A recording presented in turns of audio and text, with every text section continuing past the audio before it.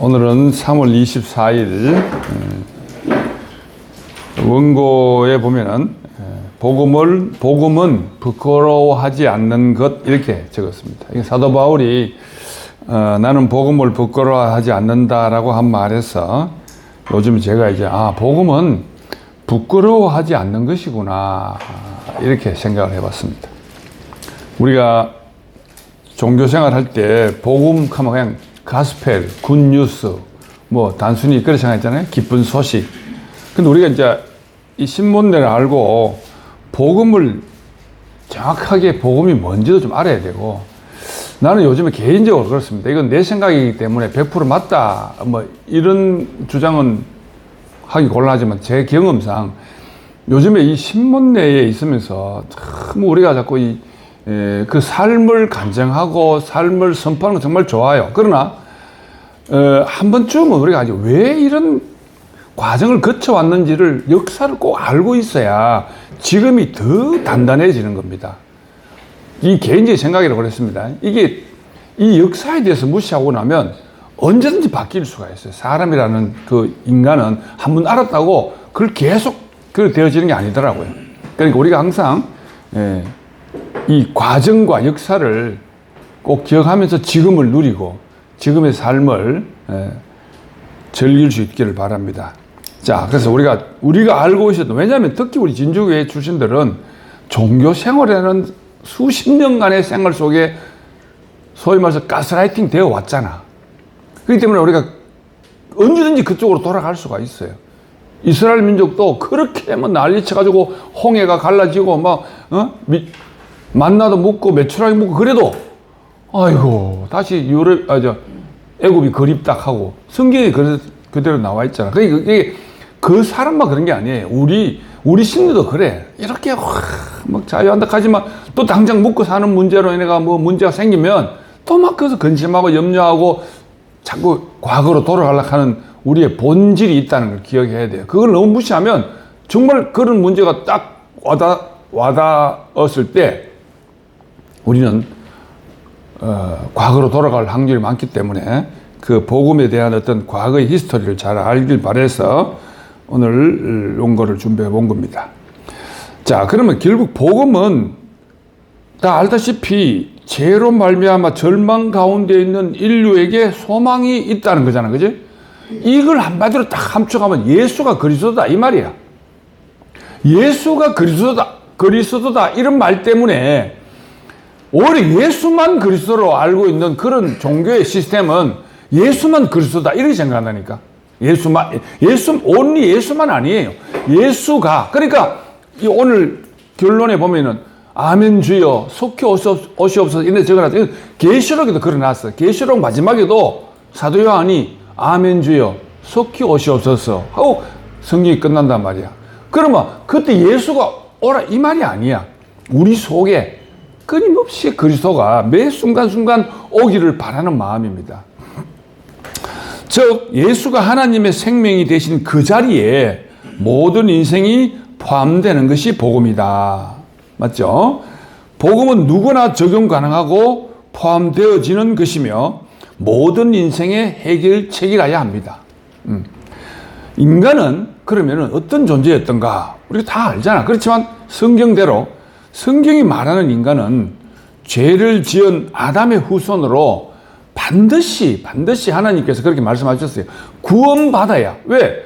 선악과 먹은 사람들은 죽었다 그랬잖아.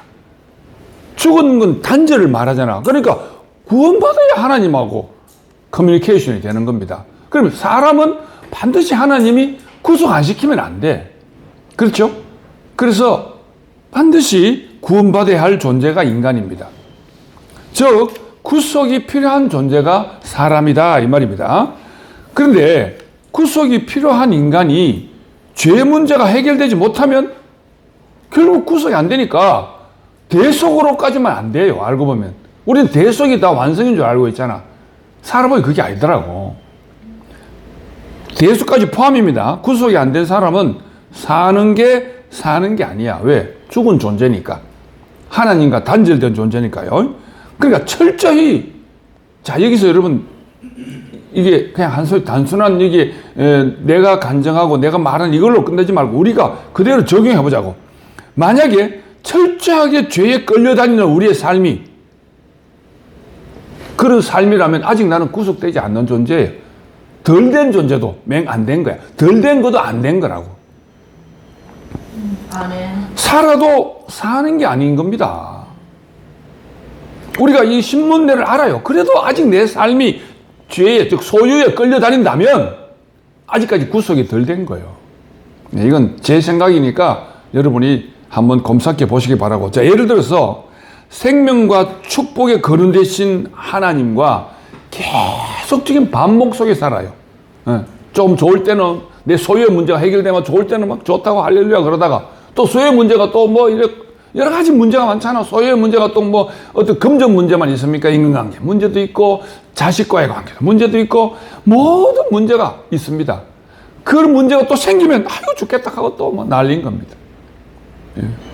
그러니까 그런 존재는 물고기가 물을 떠난 존재예요. 알고 보면 처음에 좀 바닥바닥거리고 살 수 있겠지만 결국은 물을 떠나면 물고기는 죽잖아요. 그게 물고기만의 문제가 아니라 우리 문제라니까. 우리 문제. 우리가 그렇다니까요. 또 비유하기를 내가 초목 떠난 나무라 그랬는데 나무가요 진짜로 초목을 떠난 이 나무도 이게 나무나 동물들도 이게 물 위에 있어야 오래 살아요. 예. 동물들이 그 사자들이 그 왜 그 들소들 잡아먹을 때 막 얘가 헛치잖아. 헛치가지고 한 놈 떨어지면 그 놈을 공격하잖아. 사탄도 똑같아요. 우리를 어쨌든 물 위에서 떨어지게 만들어가지고 탁 잡아먹으려고 그런다니까. 이 죄를 끝장내게 하는 게 범이죠. 이 죄를 죄가 뭐라 그랬죠? 밭이 아닌 게 죄라 그랬잖아요. 밭이 아닌 게 죄입니다. 밭은 뭐라고요? 흙이 씨를 만나가지고 풍성한 열매가 맺어지면 밭이 되는 거잖아. 그 밭이 아닌 게 죄입니다. 그럼 뭐 죄라 하니까 그건 뭐 나는 죄가 아닌데 죄인이 아닌데 이렇게 생각하면 안 돼. 우리가 소유의 문제로 이 생명에 떠나면 다 죄입니다. 그래서 이 복음이 얼마나 우리가 위대하고 이 신문내 이 정말로 신문내 자리 그 복음이 얼마나 위대한지 저는 감히 말합니다. 모세, 예수, 이언내 이 칼만큼 정말 시대적으로 구분한다면 그렇습니다. 네? 정말 대단한 게 이 복음이에요. 어마어마한 힘입니다.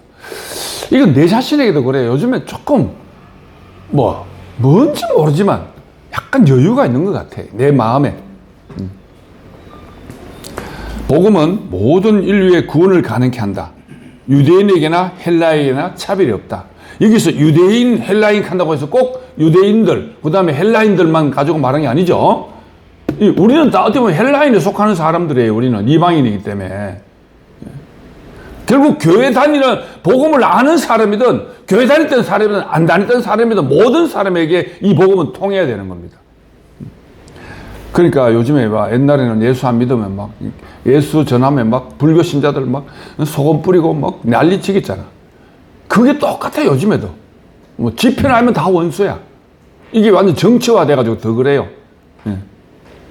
근데 요즘 또 그래 약간 깨인 사람들 때문에 이제 뭐 그런 거 약간 이렇게 요즘은 뭐 불교 지도자들, 천주교 지도자들, 뭐 기독교 지도자들 모여가지고 뭐 당도 만들고 막 그러더라고요. 예. 무슨 뭐 그게 다는 아니지만 이제 그런 희석 많이 이렇게 중화되고 있는 건 사실이야. 자, 하여튼 복음은 모든 사람을 다 포함해야 돼. 우리 신문들을 인정하든 안 하든 모든 사람에게 적용되는 겁니다. 이 말 기억해 주셔야 돼. 우리가 생명이 다른 사람을 무시하거나 생명 다른 사람하고 영단절해가 사람은 복음을 가진 사람은 그렇잖아요. 이 복음을 알든 모르든 다 이 복음이 적용되는 사람이 언젠간 적용돼. 타이밍이 문제지. 그렇잖아요? 우리가 나도 한때로 좀 굉장히 좀 그런 게 있었거든. 막 한때는 막 김철이 저기 너무 막 원망스럽기도 하고 또 막 이렇게 투피엠 애들도 막 원망스럽게 하고 이러는데 요즘 가만히 생각하니까 다 똑같이 지나내나 알고 보니까 성경에 그렇게 표현되어 있으니까 말하는 겁니다. 주님으로부터 복음을 받은 여러분들한테 내가 그랬죠. 요건 원고를 나중에 고쳐서 그런데 주님으로부터 복음을 들은 사람들은 일어났죠. 예. 근데 처음에 내가 성도들은 켰다가 가만히 생각하니까 성도들만 아니라 모든 사람들이야. 사람들은 이 복음에 대해서 성경대로 말하면 두 가지 반응이 나타나요. 맞죠? 어떤 이들은 바울처럼 복음을 자랑스럽게 여기는 반면 어떤 이들은 이 복음을 부끄러워해요. 근데 진짜 우리도요, 신문의 자리를 다 알고 나면 피하고 싶고 부끄러울 때가 있습니다. 예. 그동안 교회 다닐 때는 한 번도 그런 생각 없었거든. 교회 다닐 때 내가 교회 목사다, 뭐 교회 다닌 권사 굉장히 자랑스럽게 생각했거든. 엉뚱한 거 가지고. 근데 이 말씀을 다 알고 보니까 정말 그 자리 피하고 싶고 그 자리는 나도 싫고 나도 그 자리에 가는 거 다 싫더라고요. 그러니까 부끄러운 거지. 예. 요즘에 안 그래도 지금 뭐 신천지 사람들이 한 번씩 내한테 연락 오고, 예? 그렇게 해요. 처음에는 막 약간 적대시하고 이랬거든, 내가. 그 요즘 여유가 생겼어요. 좀 바뀌었어, 내가. 응? 아니, 신천지 사람들이 또 한 번 전화 온다고. 뭐라고? 주교에 오라고.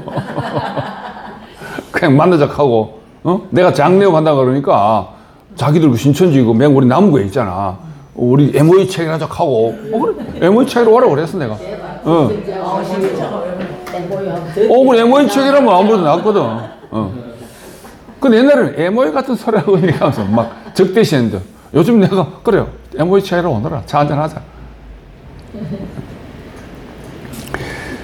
그 최명선이라고 내 정말 절친 친구의 와이프였거든. 간호사 출신인데 내 절친 친구는 백혈병으로 한 20년 전에 죽었고, 그 친구 그렇게 옛날에 성경 공부도 같이 하고 이러던 친구가 남편 죽고 난 다음에 그만 거기에 혹 빠져가지고 신천지 그거 빠져가지고 내가 처음에 신천지도 모르고 그 친구 때문에 한 6개월 정도 신천지 공부를 했어요. 그때 인연 된 사람도 연락 오고 또 생판 모르는 내 고등학교 동기놈 중에 누가 주유소 하던 놈이 그거 빠져가지고 내가 집단을 막 목사를 공격한다 하면서 뭐 내한테 계속 전화 오는 놈이 있어. 박재식이라고. 하도 어이가 없어요. 내가 뭐 머리 갈 수는 없고. 그런데 처음에는 막 내가 좀 야 그런 말 하려고 하던 오지 마라 하고 막 이렇게 했는데 요즘 생각하니까 그럴 필요 없을 것 같아. 그래 와라. 저 그때는 뭐 나를 쓸 때가 꼬시면 넘어올 것 같이 생각하는 거 목사들이 많이 갔거든. 그래서 뭐 계속 그쪽으로 이제 나를 이렇게 보습하려고 그러는데 내가 이 말씀을 딱 알고 나니까 진짜 보습될 일도 없지만 또 그 사람들하고 적대할 필요도 없어요. 진짜 그래서 여러분 여유를 가져야 돼. 여유. 이 말씀을 가진 사람은 내가 그러잖아. 이거 대구교육 꼭 아니라도 돼. 내 저 정명수 교수 광진교회라고 음악 감독으로 갔거든. 정명수 교수 알잖아요. 예. 한 4,500명 모이는 교회에 음악 감독으로 가셨어요. 음악 감독으로 채용해 주겠다는데 자기 그런 거 하고 싶어가지고 굉장히 좀 자기의 음악적으로 바하 음악의 아버지가 누구야? 바하 맞나? 바하가 그랬잖아. 하나님께로 가는 길은 음악밖에 없다고. 대속의 세계에서는 그 말이 굉장히 설득력이 있습니다. 진짜로. 그러니까 천주교 같은 경우 여러분 천주교에 한번 가본 분들은 그 어떤 형식이나 모양에 반합니다. 그 찬양대가 우리 교회 우리처럼 앞에 없어요. 앞에 있는 게 아니야. 저 뒤에 2층에 아예 찬양대실이 그래요. 그리고 딱 성전 들어가면 어디서 음악 소리 들리는데 어디서 들리는지 잘 안 보여. 알고 저 입구 2층에다가 찬양단이고 그래서 탁 이렇게 음악이 막 들리고 그러면 멋있어요. 굉장히. 그거 여러분들은 천주교는 대체로 그래요. 파바로티가 살아있을 때 파바로티 아버지가 불렀던 뭡니까 하늘의 양식인가 파바로티 아버지는 빵 굽는 사람이에요. 빵집 했거든. 그래도 음악성이 있더라고. 그러니까 그런 아들이 나왔나 봐. 바니자 하도 옛날에 원어 다 하는데 다 지못네. 하여튼 그 음악이 얼마나 멋있어. 그건 어디서 들리는지 몰라. 그런데 2층 저기서 그런데 성도도 들어가면 그런데 쫙 반해요. 사람들이 모습이 아주 거룩한 분위기로 말이야. 말이 옆으로 하여튼 간에 복음을 부끄러워하지 않는 것이 복음. 내가 내 안에 이게 좀 수치스럽고 부끄럽다. 그럼 아직까지 내가 구속세계에 완전히 있는 게 아니더라고요. 자, 사도 바울이 그렇게 말했어요. 사도 바울이 디모데후서 1장 8절에 그러므로 너는 누가 디모데를 말하는 사도 바울의 제자를 두고 말하는 겁니다. 그러므로 너는 내가 우리 주를 정언함과 또는 주를 위하여 갇힌 자 된 나를, 이때는 바울은 로마 감옥에 갇혀 있거든. 로마 감옥에 복음 전하다가 갇혀 있어요, 지금. 근데 로마 감옥에 갇혀 있는 데서 자기 제자 디모데한테 편지를 보낸 겁니다. 디모데후서. 나를 부끄러워하지 말고 오직 하나님의 능력을 따라 복음과 함께 고난을 받으라, 이렇게 했잖아. 이 말이 꼭 사도 바울이 디모데에게 하는 말이 아니에요. 지금 우리가 신문대 자리에 있는 우리에게 바울이 하는 얘기야. 오케이? 우리가 디모데라는 입장에서 지금 바울이 내게, 또 바울이 여러분에게 이런 말을 하고 있는 겁니다. 그동안 우리가 대속의 세계에서는 그때 그랬지. 디모데한테 그렇게 말했지. 성경에 God said, God Bible said 이런 식으로 얘기했잖아. 이게 아니야. 지금 바울이 내게 하는 얘기더라고, 알고 보니까. 여러분 자신에게 하는 얘기입니다. 남 객체로 생각하면 내게 안 돼요, 복음이. 이 인정이 됩니까? 진짜 이 말이 여러분에게 한 얘기입니다. 당시 주의 증거, 즉 복음을 부끄러워하는 사람, 잘 봐봐요. 그러면 이제 이 사도 바울이 디모데에게 이 말 할 때, 그때 상황이 어땠느냐 하면은, 복음을 부끄러워하는 사람이 굉장히 많았다. 편지의 수신자를 염두에 둘 때 의미를 더욱 잘 이해할 수 있게 정하자. 그러니까 그 당시 때는 정치, 경제, 사회, 문화 모든 것이 로마가 통치하는 시대니까, 로마가 통치하는 시대니까 로마 시민들이 어떤 사상을 갖고 있는지, 지금 우리나라 지금 민주주의, 자유민주주의 사람들이 어떤 생각을 갖고 있는지 속에 우리가 종교가 120년 됐잖아. 대속의 물결이 어떤 지금 분위기가, 우리 문화가 어떤지를 알아야 돼. 우리하고 똑같아요, 지금. 그래서 로마는, 그때 로마가 팍스 로마나라 그래가지고 이 힘을 말하거든. 힘, 여기 뒤에 나오지만 팍스 로마나라 그랬어요. 로마의 문화를. 오직 힘에만 의존하는 그런 분위기였습니다. 그리고 당시 로마 사람들이 엄청난 철학자들이 엄청나게 많잖아. 그리고 또 종교나 사상, 그러니까 막 그 로마의 사상이 온 세계에 다 퍼뜨려지는 그런 놀라운 도시 세계적인 도시였습니다. 그때 통계에 의하면은, 로마 시민이 30만 명 정도 됐다는 거라. 지금 진주시가 30만이지? 어마어마하게 많은 겁니다. 그 시대로서는. 그 로마에 관할된 모든 사람들 생각하면 로마의 지배를 받는 사람들이 어마어마한 거죠. 그때 모든 사람들은 오직 힘에만 의해서. 그러니까 그 힘을, 놀이화 해가지고, 글래디에이터 이런 것도 막, 힘으로 상대를 제압하는 사람을 영웅시시키고 막 이런 거예요. 요즘에 노래 잘하는 BTS 뜨는 거와 똑같아요. 그런 시대에 사도 바울이 복음을 부끄러워하지 마라 그랬다는 겁니다. 지금 우리가 대속의 문화 속에 있다가 어디 왔잖아. 정말 과연 이 진짜 신문의 복음을 부끄러워하지 하고 있는지 우리가 한번 정확하게 분석을 해봐야 돼요. 사도 바울도 사실은요, 자기가 사도행전 17장에 그대로 경험했어요. 이 복음을 전하다가 아테네에 가가지고 복음을 전하다가 야손이라는 사람의 집에 복음을 전했어요. 그러니까 동네 어떤 사람들이 와가지고 야손의 집에서 사도 바울을 끄집어내가지고 폐지기를 하는 거예요. 그걸 쫓겨났어요. 그래가지고 야손 집안 가가지고 실패했다고. 복음은 제대로 못 전했다고. 그런데 중요한 것은 하나님이 절대로 손해보지 않습니다. 그 시대에 아주 유명한 사람. 그래서 그때 나온 말이 베레아 사람들은 성경을 상고한다. 그 말 알지? 베레아 사람들은 성경을 상고한다. 이렇게 표현한 그 시대. 베레아 사람들 중에 내가 조사해보니까 디오누시오라는 사람이 있어. 성경에 나와요. 디오누시오와 다미나라는 사람은 여자예요. 다마리라 하는 사람은 여자고 디오누시오라는 사람이 성경에 나온다고. 그게 누구냐니까 그 당시 때 법정의 재판관이야. 나중에 옆지방의 총독으로 간 사람이에요. 빌라도 총독이잖아. 빌라도는 유대 지방의 총독이었거든.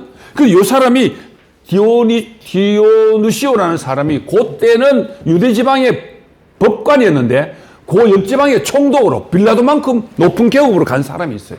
그 사람이 복음을 영접했다고. 그러니까 그런 사람 중에 또 하나님이 다 사람을 선택하는 거예요. 그러니까 우리가 이거 어떤 많이 복음 전하면 좋을 것 같지만 그렇지 않아요. 비록 그때 사도 바울은 실패해도 디오누시오를 건졌잖아. 우리 진주에서 진주 식구 건진 거 똑같아요. 그러기에 정치, 경제, 사회, 문화의 중심을 잡아하는 로마는 힘을 하나님처럼 숭상하는 시대다. 힘 있는 그런데 이 가장 죽은 그 자리, 가장 십자가에서 꼼짝없이 빨가벗겨가지고 조롱당하면 죽은 그 예수를 전해야 된다니까. 얼마나 우리가 부끄러워요. 부끄러울 수밖에 없잖아. 같이 조롱을 당해야 되는데 조롱당한다니까. 우리가 이 말씀 잘못 전하면 또 실질적으로 전하면 조롱당해요. 조롱당하는 것을 기꺼이 해야 되는 거예요. 이 복음을 전하려고 하면 그 과정이 반드시 필요하다니까. 이 복음을 전하면 조롱당해. 우리가 지금 내가 조롱당하고 있어요. 우리 집안에서도 어떻게 성경님도 아직도 그 집안에서 조롱당하고 있을지 몰라요. 근데 여러분 이 복음은 부끄러워하는 게 아니에요. 예. 자, 그래서 여기 있네. 힘에 의한 로마의 평화라 하는 말로 팍스 로마나 하는 말이 그 시대의 문화를 지배했습니다. 이 말이 무슨 뜻이냐면 힘에 의한 로마가 평화다 이런 식으로.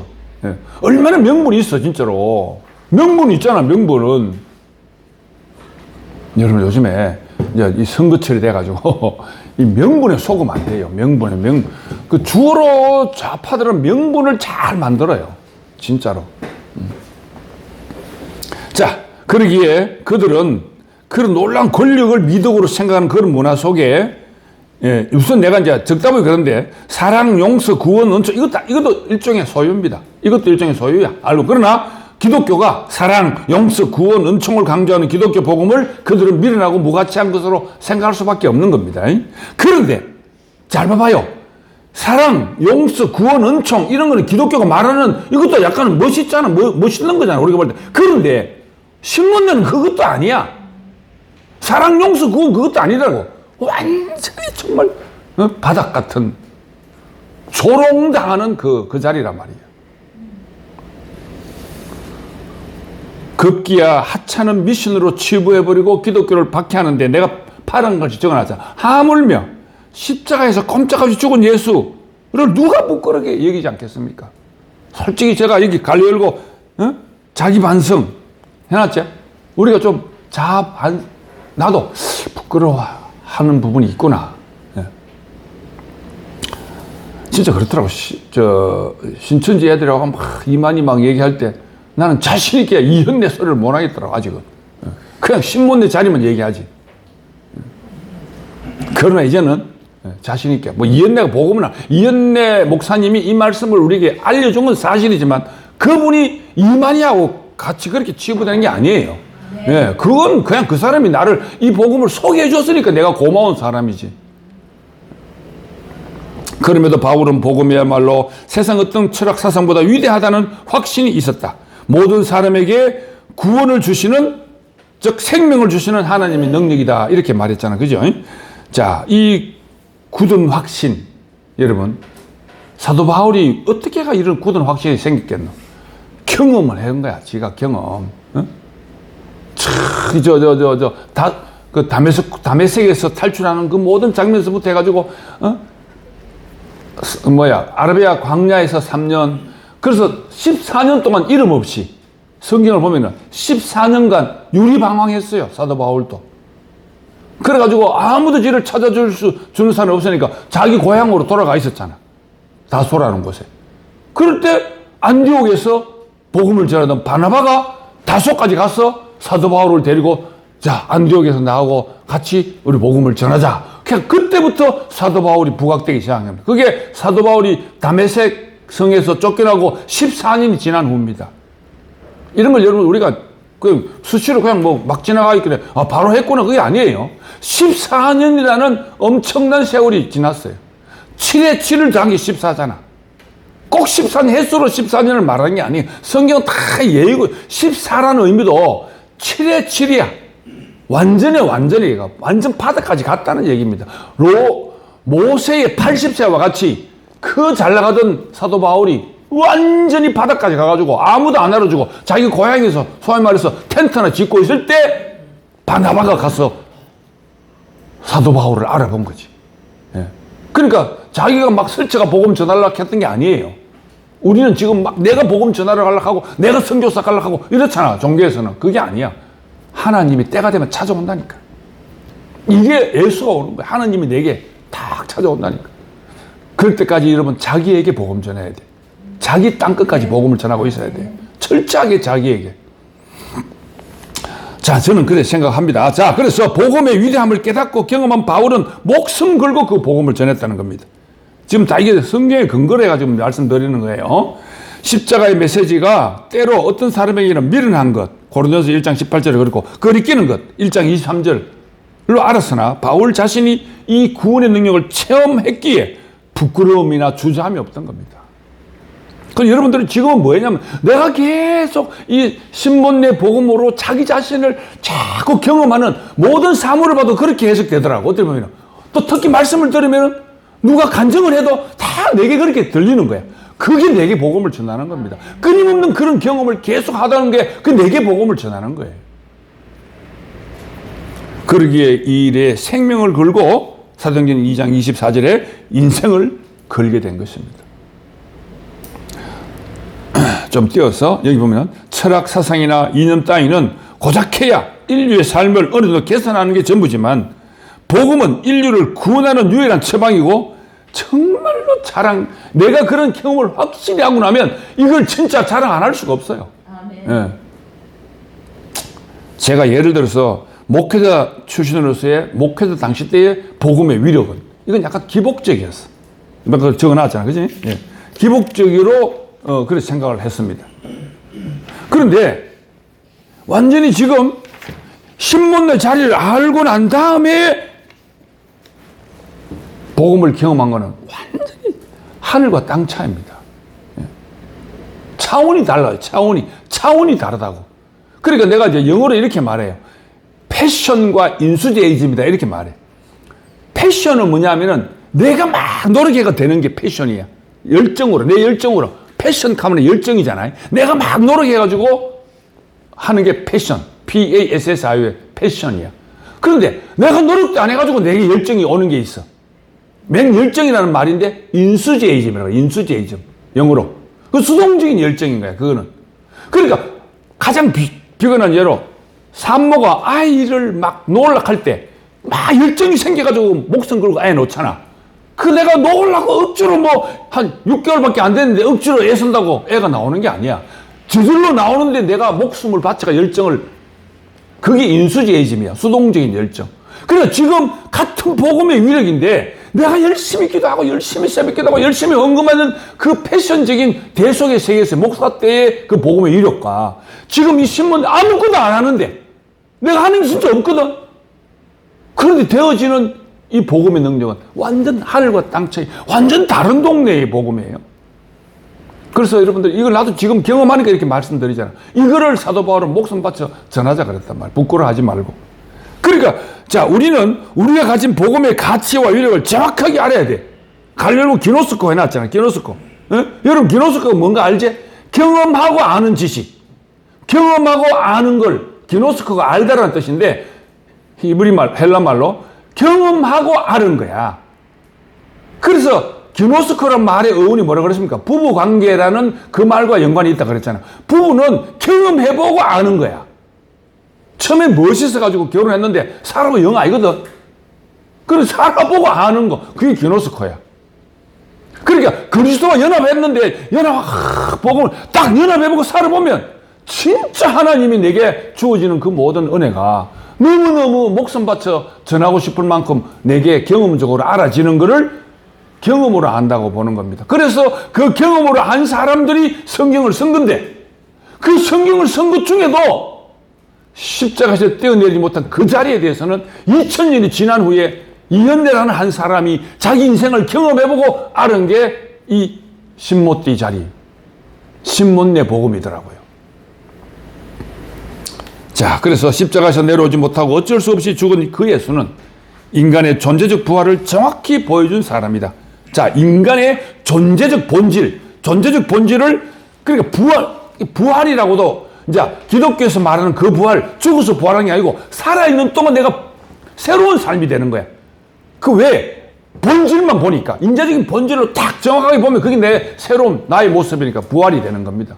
부활이 따로 죽어가, 그러니까 내가 살아있을 때 죽으면 살아있을 때 부활을 경험하는 거지. 아멘. 와, 나 이거 참.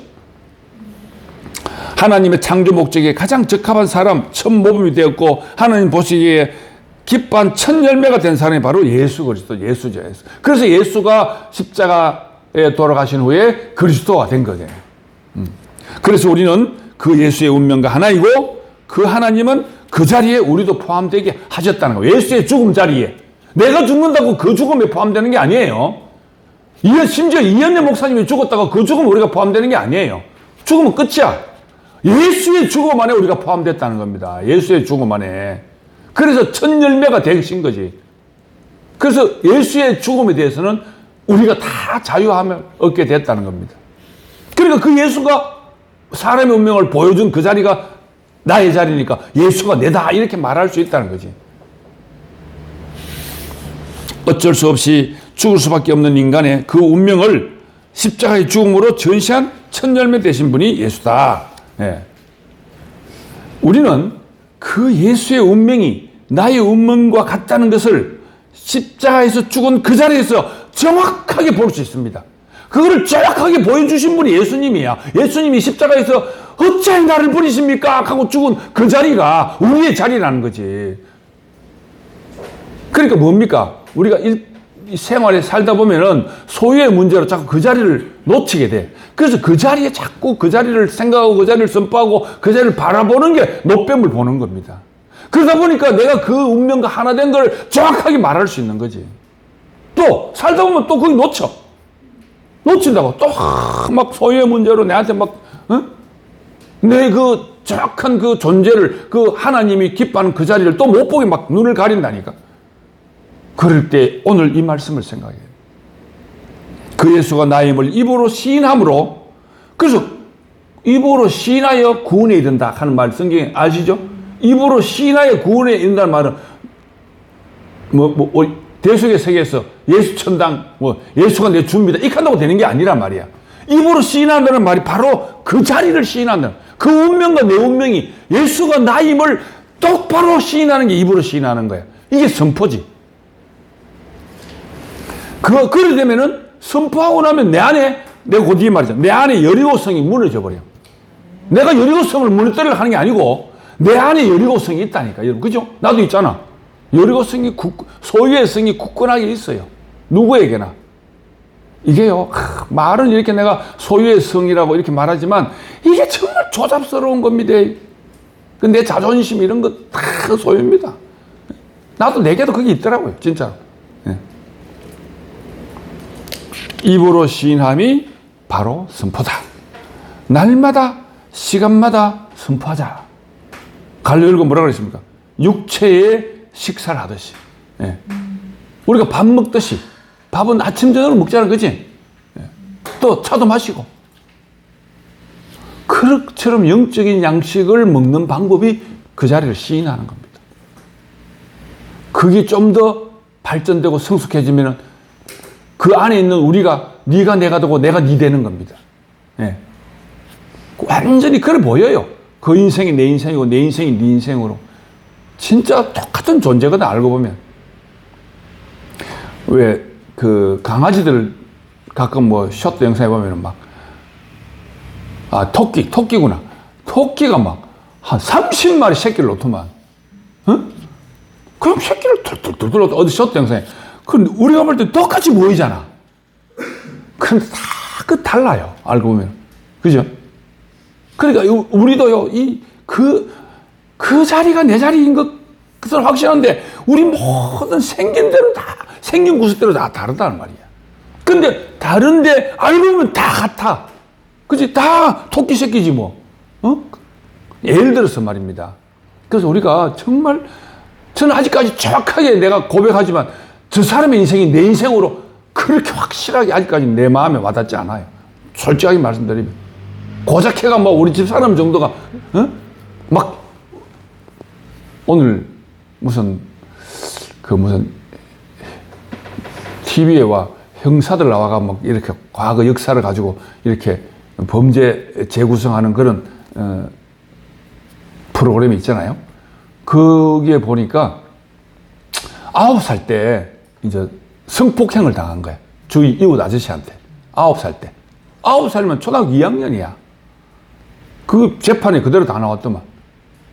입을 들이맞고, 동네 아저씨가. 그런데요, 이 사람이 30살이 돼가지고, 이제 그 여자분이 30살이 된 거야. 30살이 돼가지고, 어느 날 그 집 앞에 가가지고, 송무식이야. 송백, 뭔가. 아저씨 좀 나오세요. 이제 이래 된 거야.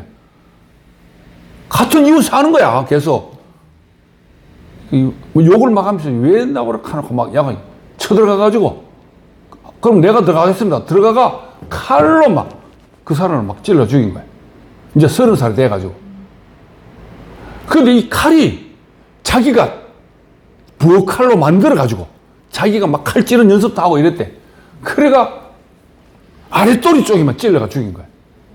그걸 형사들이 딱 보더니, 야, 이거는 성폭행 당한 사람이 그래서 그 사람이 결국은 지금은 이제 감방에 들어가 있지만 그게 형사들이 재조명해 보는 거야. 그런데 그 형사들이 하는 말이 걷지도 못했는 거야. 그지를 걷고 다니는 거야. 그 부모는 알 거잖아. 그런데 부모들도 몰랐다는 게, 일마가 네가 만약에 이 일을 얘기하면 너 엄마도 너 오빠도 너 동생도 너 아버지 다 죽인대. 그러니까 절대로 말하면 안 돼. 익혀라니까. 그때 어린 나이에 말을 못하고. 얼마나 힘들었겠어. 다 잘하지도 않은 아이가. 그래, 어쨌든 내가 초등학교 졸업하고, 우리가 또 집에서 걔가 시집을 갔대. 시집을 갔는데, 그 형사들이 그렇게 얘기해. 첫날 밤에 신랑이 그쪽 솔리가 자기도 모르게 그냥 본능적으로 거부하고, 그러니까 신랑이 집으로 가라 해가지고 쫓겨났대. 또 그래가 어떤 시집을 가 아들 하나 놓긴 나왔는데, 그 사람의 삶이 엉망진창인 거야. 결혼을 하다가 이혼당하고. 그래가지고 어쨌든 뭐 제가 쪽에 가가 결혼을 했는데, 이제 아들 하나 놓고 했는데, 그 원한이 30살 돼가지고 복수를 한 거지. 그래서 재판을 받다가 이제 재판 같은 그 모든 과정을 참고해가 집행유예를 풀려놨더만. 여러분, 우리가요, 왜 내가 갑자기 이 얘기를 하냐면은, 이 죄라는 거는요, 우리에게 그렇게 들어와요. 알고 보면은. 근데 그 죄 속에, 죄에 붙들려 있으면 내 삶이 아닌 겁니다. 물 떠난 고기처럼 정상적인 삶을 할 수가 없어요. 그걸 신문을 정확하게 알면 내 삶이 다 비정상적이었더라고. 이 복음을 알기 전까지는. 전부 다 비정상이었어요. 뭐 거룩한 척하고 멋있어 보이게 하고 그게 전부 다 비정상이었다는 거지. 그 나이 9살에 성폭행에서 30살까지 21년간 그의 삶은, 그런데 오히려 자기는 그 경찰에 자수할 때 이렇게 짐승 하나 죽였습니다. 이렇게 하고 자기가 자수했대. 여러분, 우리가 이런 문제가 심각하게 생각되잖아. 정말 죄의 문제도 그렇습니다. 우리도 모르는 사이에 사탄에게 가스라이팅 대가 살아온 거예요. 그런데 그걸 자유하게 해준 그 정말 짐승 같은 놈을 죽이고 나니까 자기가 자유하는 거야. 우리도 마찬가지야. 그 짐승 같은 놈을 죽이는 그 자리가 이제 내 능력으로 죽이는 게 아니고, 사탄을 우리가 뭐로 이기겠어? 오직 이 자리밖에 없다니까. 이길 수 있는 이 자리밖에 없어요. 끊임없이 우리에게 얼마나 많이 공격합니까? 정말 가만히 생각하면요, 조금도 빈틈을 안 주더라고요. 조금만 가만히 생각하면 생각으로 들어와. 그래서 생각으로 하는 모든 건 다 가짜라는 걸 알아야 돼. 그 대속의 세계에. 그래, 정말 이 구속을 정확하게 알면 이걸 안전할 수가 없잖아. 이걸 부끄러워할 수가 없어요. 자랑스러워할 수밖에 없는 거라. 그 입으로 시인함으로 바로 선포이다. 날마다 시간마다 밥을 먹듯이 하자 이 말이죠. 예. 우리 한 번 선포했다고 끝이 아니야. 복음을 부끄러워할 일은 전혀 없잖아요. 먼저 나 자신에게 그리고 가족에게 제일 중요한 말이 먼저 나 자신에게.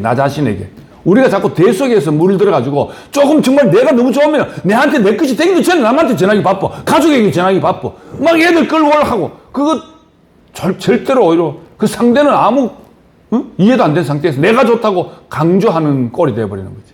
대화 속에도 그런 게 있더라고. 나도 모르게. 내가 좋으니까 막 강조하는 거야. 근데 문제는 나 자신에게 먼저 전해야 돼. 나 자신이 정말로 목숨 바쳐 이 자리를 내가 부끄러워하지 않는 존재가 될 때까지 자기 자신에게 끊임없이 그러니까 그 과정이 있다니까요. 자, 그 선포 후에 우리의 삶은 하나님의 영, 그리스도와 연합되어지는 건데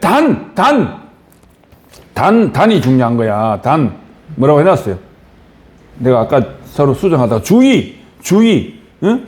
그 일을 온전히 이루어지기까지는 사탄의 시험과 방해, 갈열고 유혹으로 계속됩니다. 우리가 이걸 선포했잖아요. 그 신문들 저 알고 선포하지. 그러면 사탄은 막 끊임없이 우리를 유혹하더라고요. 이걸 알아야 돼요, 여러분. 선포했다고 끝나는 게 이제 나는 완전 자유한다. 우리 집은 평안이다. 우리 가족은 다 잘 될 거다. 물론 궁극적으로 하나님은 손해 안 보시니까 잘 되게 할 거지만 순간 끊임없는 사탄은 지 꼬봉이 뺏기는데 가만히 있으려면 어디 있어요? 계속 우리를 온갖 유혹으로, 온갖 방해로, 돈을 좋아하는 놈은 돈으로, 사람을 좋아하면 사람으로, 권력을 좋아하는 권력으로 계속 이 신본내를 부끄러워하도록, 이걸 못 전하도록 방해한다는 걸. 그러니까 끊임없이 그거를 우리가 이겨내는 게 내가 내 안에 땅끝까지 복음 전하는 겁니다. 우리는 이미 승리한, 그래서 또 답이 없는 게 아니더라고. 우리는 이미 승리한 그 자리, 신문내 자리에 있자. 자기 안에 땅끝까지. 그 자리는 이미 승리한 자리잖아. 자, 봐요. 어제도 우리가 소라하고 파묘? 그 영화를 봤는데 너무 좀 황당하더라고, 사실은. 근데 마지막에 참 성경적인 교훈이 하나 있었어요. 그 귀신이 일본 귀신인데 일본의 쇼군 시대에 도요토미 히데요시하고 도쿠가와 이에야스하고 마지막 전투를 해요. 그 전투가 세키가하라 전투야. 그 전투에서 도쿠가와 이에야스가 이겨. 쇼군 세 번째. 여러분 대명 다 읽어봐서 알지? 이긴다고. 그 세키가하라 전투로 일본이 그 도쿠가와 이에야스 가문이 지금까지 300년 동안 다스리고 있는 겁니다. 죽었는 아베가 그 가문의 대표적인 놈이에요. 도쿠가와 이에야스 가문이야. 그 가문의 문장이 도쿄뿐만 아니라 일본 전역마다 그 문장이 있어. 이파리 요리되는 문장. 여러분 일본 여행 가면 요 이파리라는 문장이 군데군데 붙어 있거든. 그게 도쿠가와 이에야스 가문 문장이야. 그 전투에서 이긴 전투가 세키가하라 전투야. 그 전투가 그러면 지금으로부터 600년 전에 있었던 전투예요. 지금으로부터. 임진왜란 후에 그런 전투가 있어. 임진왜란이 그 전투 때문에 갑자기 일본 놈들이 일본 사람들이 우리한테 7년간 임진왜란 하다가 갑자기 지금 나라로 돌아갔거든. 그 전투 때문에 돌아간 거야. 도요토미 히데요시가 불렀거든. 그리고 갑자기 막 죽어가고 막 북진하고 갑자기 철군. 물론 이순신이 계속 방해한 것도 있었지만 이순신이 역할한 것도 정말 중요한 역할이지만 저것들은 단순히 그냥 조선을 먹고 중국으로 진출할 줄 알았는데 이순신 때문에 그게 잘 안 되는 거라. 그 7년을 끌었는데 그 즈음에 세키가하라 전투가 일본에서 있었는 거예요. 그 도요토미 히데요시 군대하고 그 도쿠가와 이에야스 군대가 이거 정말 재밌습니다. 그거 보면. 그래서 도쿠가와 이에야스가 마지막에 그렇게 했잖아. 오전에는 잠깐 얘기하면 오전에는 도요토미 히데요시 군대가 이겼어. 얘들은 임진왜란 다 하고 막. 그러니까 15만 명이 군대가 배나 더 많은데 도쿠가와가 지겠는기라. 그러니까 병사들 앞에 너희들이 이 전투에서 이길 수 있는 방법은 적군의 목을 베오든지 아니면 너가 목을 내주든지 그것밖에 없다. 이렇게 말하고 돌격 앞으로 나도 선두에 설게. 그래가지고 15만 명이 사기 충천해가지고 7만 명을 다 도요토미 히데요시 군대를 무너뜨리고 그래서 도요토미 히데요시는 저기 오사카로 유배되고 그래가 도쿠가와가 정치를 잡게 됐죠. 그런데 전국을 다 통해서 딱 오사카가 남았는 거. 그때 오사카는 섬이었거든. 그래 이제 도요토미는 한 70대가 죽은 60살이 얻었는 자기 아들이 하나 있었어. 그 아들을 오사카 성에다가 딱 이렇게 완전 막 가에 전부 다 강과 바다로 요새를 만들어 놓고 거기에 놔뒀거든. 저거 첩하고 아들을. 그래가 도쿠가와가 군복을 벗고 이제 나이 70 넘어가지고 그 손자 같은 찾아가가지고 이제 전투가 끝났으니까 우리가 평화를 맺자. 걱정하지 마십시오. 여기 지금 이 강으로 메꾼 것 때문에 이거요, 농토를 만들면 농민들이 얼마나 좋아하겠습니까? 이제는 전쟁 끝났으니까 이 바다 메꾼 이거를 농지로 만듭시다. 그러니까 도쿠가와 도요토미 히데요시의 아들, 도요토미 히데하리인가 뭐 그래. 그러면 그래 하있어. 나이 어리니까. 그래가지고 도쿠가와 이에서가 온 군대를 동원해가지고 막 바다를 메꾸는데 처음에는 저 바다만 메꾸고 우리 성 주변에는 강은 메꾸지 마라 이렇게 했는데 계속 메꿔오는 거야. 아주 지혜로운 사람이지. 그래가지고 이제 그 아들 놈이 아니 내가 요 강은 메꾸지 마라 했잖아요. 하니까 아이고 이게 전달이 잘못된 것 같습니다. 내가 이놈을 당장 처치하고 내가 다시 보고하러 오겠습니다. 이렇게 안 오는 거야. 안 오고 싹 다 메꿔가지고 쳐들어와가지고 결국은 도요토미 히데요시 아들하고 요도도노 그 도요토미 히데요시의 첩을 죽이고 천하를 통일하는 사람이 도쿠가와 이에야스입니다. 그때 전투가 세케가하라 전투야. 그 전투의 장군이 우리나라 그 강원도의 무치인 거야. 파묘하는 영화에. 근데 그거를 그 일본 귀신을 죽이는 장면에 마지막에 그 이제 최민식이가 그 발등상을 찍는 거야. 찍는데 나무로 찍어. 나무로. 그 목화 토금소에서 나무가 토에 해로우니까 확 찍거든. 그때 이제 자빠지기 시작하는 거야. 그 영화가 나름대로 일리가 있어. 그런데 뭐냐면은 성경에 보면은 너부갓네살 왕의 금신상이 어떻게 하얀 흰 돌이 하나 들어와서 어딜 때려? 발등상을 때려버리잖아. 그래가지고 그 금신상이 무너지거든. 사탄을 무너뜨리는 방법은 발등상을 무너뜨리는 겁니다. 그런데 예수님 어떻게 그 머리를 깨놔버렸잖아. 이미 그 머리를 깨놔부터 했거든요. 뱀의 머리를 깬다 그랬잖아. 이미 이겨놓은 자리야. 알고 보면은 아셨죠? 우리도 이미 그 자리에 있으면 돼. 끊임없이 오지. 이미 그 자리에 있으면은 이미 예수님이 다 이겨놓은 자리에 있다니까. 그러니까 여러분들이 여러분 안에 이 복음을 자꾸 전하면 자연스럽게 사탄은 접근 못해. 사탄이 유일하게 못 오는 자리가 죽은 자리야. 죽은 자리는 사탄이 못 온다니까. 자, 말이 옆으로 길었습니다. 하여튼 그래서 끝까지 자기 안에 내 땅 끝까지 복음을 전하자. 무슨 복음? 신문내 복음. 그러면 내가 자신감을 가지니까 자연스럽게 부끄러워하지 않게 되는 겁니다. 내가 부끄러워하지 않아야지. 그렇게 한다고 안 부끄러워 되는 게 아니야. 내 안에 완벽하게 내화돼 버리면 안 부끄러워지는 거지. 그러면 그분이 내 안에, 내가 그 안에 사는 것이다. 그리스도가 내 안에, 내가 그 안에 사는 것이다. 그곳에서는 천사가 갈로 열고 사단마저 수종되는 자리이고 원수마저 친구가 되는 자리이다. 이거 내가 소라가 며칠 전에 무슨 카카오톡으로 뭘 보내주던데 그 내용이 은혜가 되더라고요. 누가 이 신문내 자리를 집에 손자한테인가 어린아이한테 전했대. 그랬더니 그 친구하고 놀아야 되는데 그 사탄이 왜 사탄하고 친구가 된다 그러면서 그 어린아이는 그렇게 생각하는 거야. 어린아이는 왜 사탄을 우리가 무찔러야 돼? 친구하면 되지. 이렇게 생각한다는 거야. 원수는 외나무다. 외나무다. 왜 원수를 외나무다서 만나야 돼? 저 큰 들판에서 만나면 잘 친구하고 놀면 좋잖아. 이렇게 얘기한다는 거야. 야, 진짜 그 말이 은혜가 되더라고요. 꼭 우리 원수를 외나무 다리를 만나 이런 가스라이팅 돼 있잖아. 아니야. 원수를 큰 들판에 만나면 함께 뛰놀면 되잖아. 안 그래? 진짜 우리가 신문내 자리 있으면 어린아이 같은 믿음이 되니까 원수도 친구가 되는 거야. 내게도 아직 안 되는 사람이 있긴 있어. 우리 영수. 안 돼. 전처. 이게 잘 안 돼. 근데 외나무 다리에서 만날 필요 없어요. 우리가요, 이런 자리에 있으면은 절대로 원수를 외나무대에서 안 만나죠. 그냥 큰 벌판에 남아가지고 같이 놀고 원수도 친구 되는 자리가 그 자리입니다. 얼마나 좋아요. 남편을 보고 왼수를 한다. 원수가 아니고 왼수를 하잖아. 왼수도 한 자리에서 친구가 된다니까. 그 삶을 간증하는 현실을 선포하자. 우리의 간증이 성경이 되고 승리가 되다. 승리의 삶을 날마다 선포하고 살면 좋겠다. 내 생각입니다. 하지만 실제는 먹고 사는 문제, 인간관계 문제 등으로 소유의 문제로 공격받게 된다. 그러니까 승리의 선포가 중요하다 이 말이에요.